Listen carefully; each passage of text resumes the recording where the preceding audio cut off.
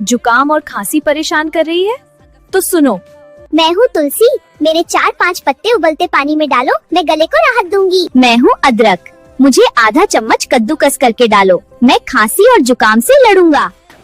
मैं हूँ लौंग, मेरी 2 कलियां डालो, मैं गले की खराश कम करूंगी। मैं हूँ काली मिर्च, मुझे 2-3 दाने डालो, मैं नाक खोलने में मदद कर दूंगी।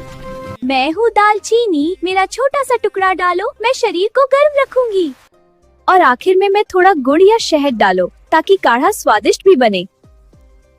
इन सबको 5 से 7 मिनट उबालो। लो, तैयार है तुम्हारा काढ़ा। दिन में 1 से 2 बार पियो और जुकाम खांसी से राहत पाओ।